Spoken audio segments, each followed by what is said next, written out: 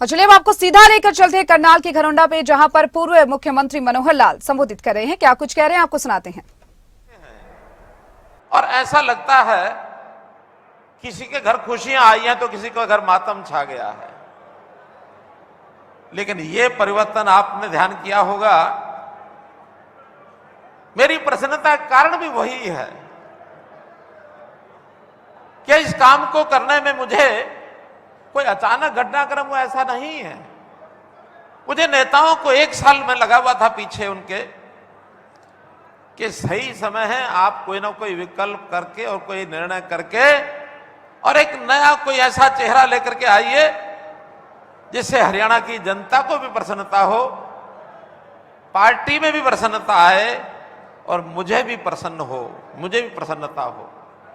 तो भाइयों बहनों, वो दिन था और पिछले 12 तारीख को वो इच्छा पूरी हुई और हरियाणा के पूरे विधायक दल ने सर्वसम्मति से ये बात तय की कि हमारे वर्तमान कुरुक्षेत्र के सांसद श्री नायब सिंह जी सैनी हरियाणा के नए मुख्यमंत्री होंगे। ये निर्णय 12 मार्च को हमने किया। ये अलग बात है कि जनता में से तरह तरह के प्रतिक्रियाएं मिली, तरह तरह की टिप्पणियां मिली। किसी ने अच्छा कहा, किसी ने कहा कि नहीं समय ठीक नहीं था, किसी ने कहा कि हमें पता ही नहीं लगा, अचानक कैसे हो गया। ये भारतीय जनता पार्टी है। अगर कहीं और कोई पार्टी होती हो खिंचम खाच में महीना 2 महीने इसी बात में लड़ाई रहती कि इसको हटाओ, इसके खिलाफ कोई ना कोई उसके खिलाफ कोई ना कोई टिप्पणी करो, उसके खिलाफ कोई भी उसको जिसको कहना चाहिए बदनाम करो और उसके बाद उसको वहां से धक्का मारो। फिर लड़ाई के लिए नए लोग, वो कहेगा मैं आता हूं, वो कहेगा मैं आता हूं। उस लड़ाई में 10 प्रकार के खेमे बनते। हम कांग्रेस में देखते ही तो हैं कितने खेमे बने हुए हैं। हरियाणा में तो बने ही बने हुए, देश में भी बने हुए हैं। वो नेता को ढूंढने लगते हैं तो उनको लगता है मेरे परिवार का जो सदस्य है वही जाकर के सबसे बढ़िया नेता है, क्योंकि परिवार का सदस्य है। और खाली सदस्य तक नहीं, उससे भी पहले पुत्र मोह में फंस करके कि मेरा बेटा है, यही सबसे बड़ा, यही उसकी विशेषता है। यहां चाहे वो नरेंद्र मोदी जी हो, चाहे मनोहर लाल हो और चाहे हमारे नए मुख्यमंत्री नायब सिंह सैनी जी हो मुख्यमंत्री, एक सामान्य परिवार से निकल करके इतिहास उठा करके देख लो। मुझे मौका मिला है हमारे नायब सिंह जी सैनी उनके घर जाने का, इनके माता पिता जी से मिलने का, इनके भाइयों से मिलने का। और मैं तो वहां देखता हूं खेत के अंदर, जैसे गांव के अंदर सुबह सुबह लोटा लेकर के अब बाहर घूमने जाते हैं, वो छोटा गांव मिर्जापुर का एक ढाणी, नारायणगढ़ अंबाला जिले की खेतों में ढाणी है। पिताजी सेना में थे, खेती का काम परिवार के बाकी लोग करते थे।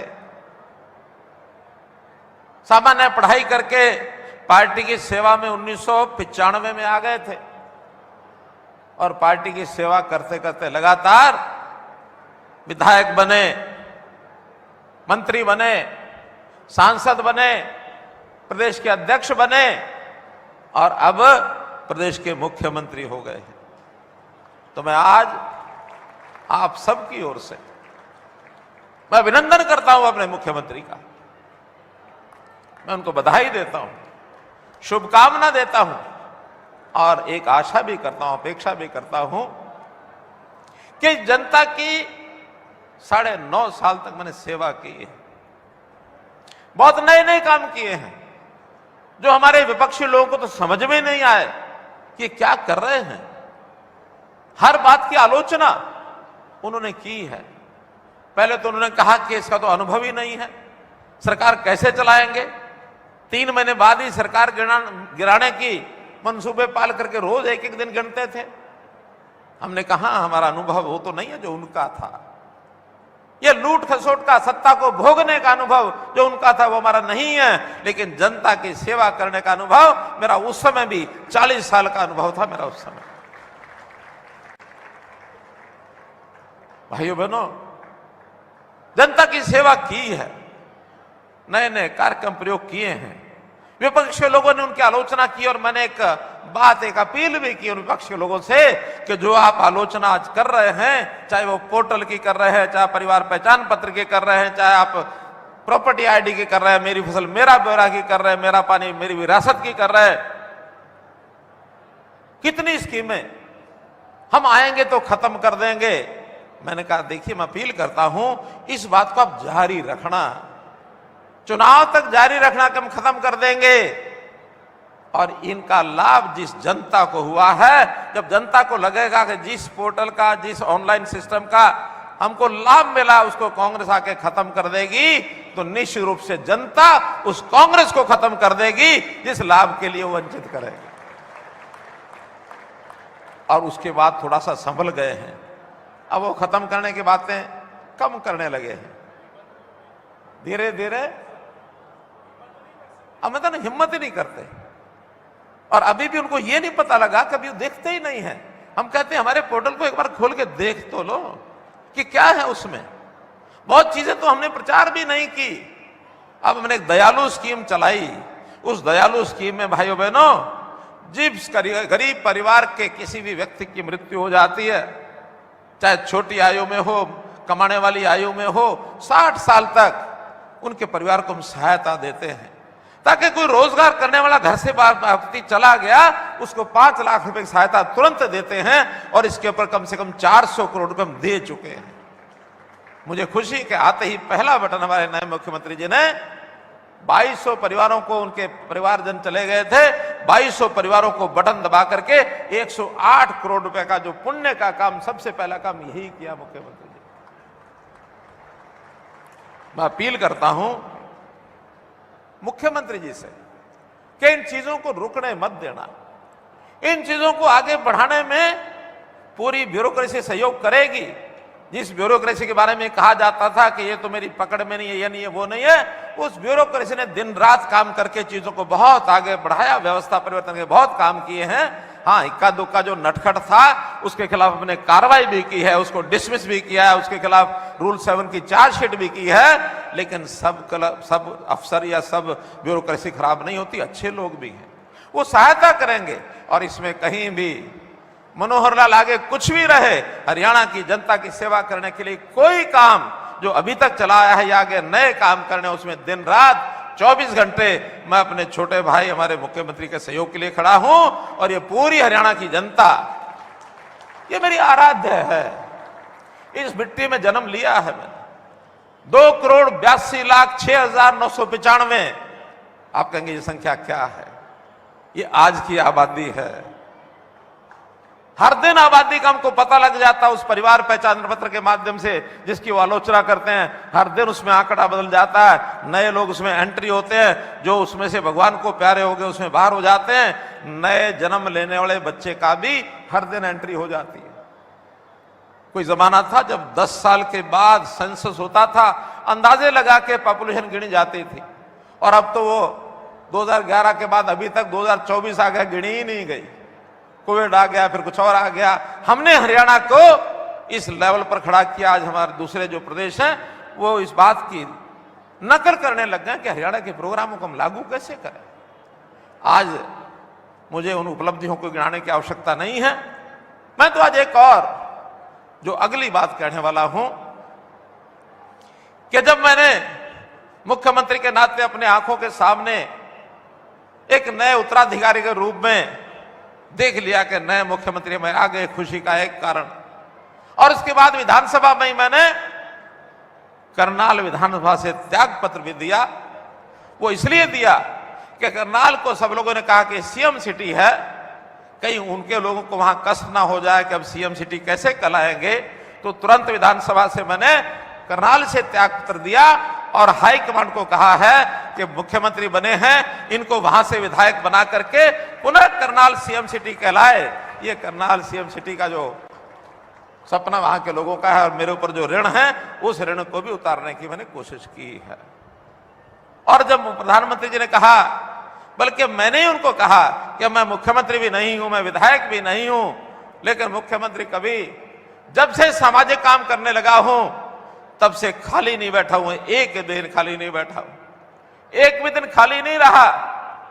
जब प्रधानमंत्री जी को पता लगा कि इसने तो आज ही त्याग पत्र दे दिया, मैं आभारी हूं अपने पार्लियामेंट्री बोर्ड का और प्रधानमंत्री जी का कि उसी 12 तारीख को शाम को एक लिस्ट छपती है लोकसभा के कैंडिडेट्स की और उसमें मनोहर लाल करनाल लोकसभा से कैंडिडेट होंगे।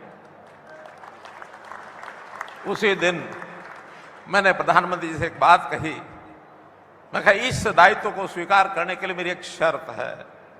मैं कभी शर्तें लगाता नहीं हूं, लेकिन किसी अच्छे के लिए शर्त लगानी पड़े तो लगा देनी चाहिए।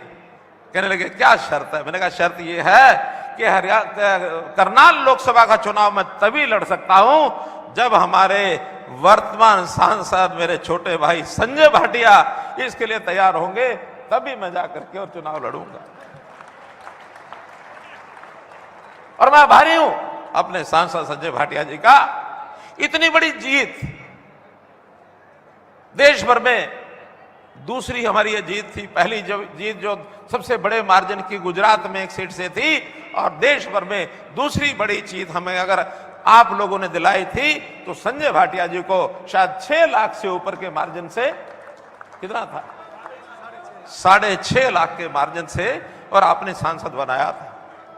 अब इतनी बड़ी संख्या में लोगों को भी मुझे चिंता करनी है कि उनका भी दिल न टूटे, तो उनके प्रतिनिधि संजय भाटिया जी को तैयार करना। मैं आभारी हूं संजय भाटिया जी का। इन्होंने एक क्षण नहीं लगाया, इन्होंने कहा कि हां अगर आपको यहां चुनाव लड़ना है, वैसे तो अगर नहीं लगाते ये कहते हैं कि मुझे कभी भी किसी इच्छा नहीं होती चुनाव लड़ने की, मुझे कोई काम मिल जाए। भारतीय जनता पार्टी के कार्यकर्ता में एक पंक्ति में बताता हूं कैसा होता है मानस। भारतीय जनता पार्टी का कार्यकर्ता, उसके बारे में 4 शब्द कहे जाते हैं, पीर बवर्ची भिश्ती खर। पीर बवर्ची भिश्ती खर। पीर का अर्थ होता है कि बड़े से बड़ा काम मिल जाए। पीर पैगंबर जैसे कहते हैं, अगर पूजा करने के स्थान पर भी हमको बैठा दिया जाए, लोग पूजा करें, वो भूमिका भी भारतीय जनता पार्टी का कार्यकर्ता निभाता है, बिना किसी लाग लपेट के निभाता है। अगर समाज के हित में ये है तो मेरा जो करना कर लो।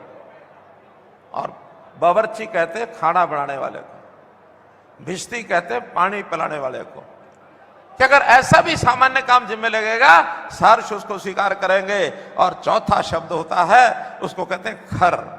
खर का शाब्दिक अर्थ होता है गधा। अब गधा तो भगवान ने मनुष्य का शरीर दिया है, गधा तो नहीं बनते, लेकिन गधे का काम होता है बोझा ढोना।